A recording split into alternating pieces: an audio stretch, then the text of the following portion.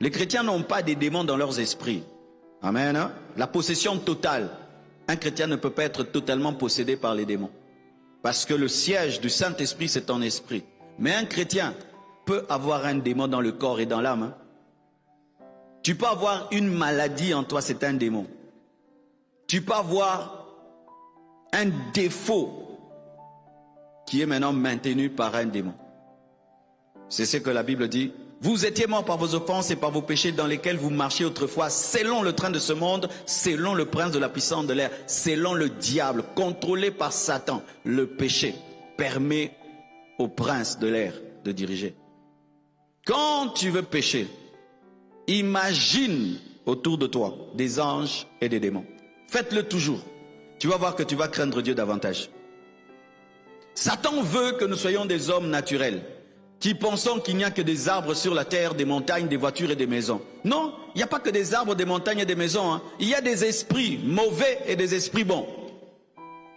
Quand tu es attaqué par les puissants des ténèbres, sache qu'il y a des anges. Mais sache que quand tu vis dans la désobéissance, sache qu'il y a des démons qui chercheront à entrer en toi, à te posséder partiellement, parce que les chrétiens n'est possédé que partiellement, dans le corps ou dans l'âme, et refuseront de sortir. Ça fait mal au cœur de prier pour un chrétien. Tu chasses les démons, tu entends vraiment les démons parler dans sa bouche. Hein. Je ne sors pas. Démon sort. Ce n'est pas une prophétie qui sort de la bouche du chrétien. Un démon parle vraiment. Je ne sors pas. Ou même il dit, même si vous me chassez, je l'attends à la maison. Il fera mes choses. Tu t'imagines ça? Aucune prophétie ne sort de ta bouche, mais un démon peut parler en toi, parce qu'il vit en toi. Alors voici. Si je veux rendre un endroit propre, et je veux que les mouches puissent le quitter, est-ce que la priorité c'est de prendre un éventail et chasser les mouches, ou c'est de laver la pièce? C'est laver la pièce.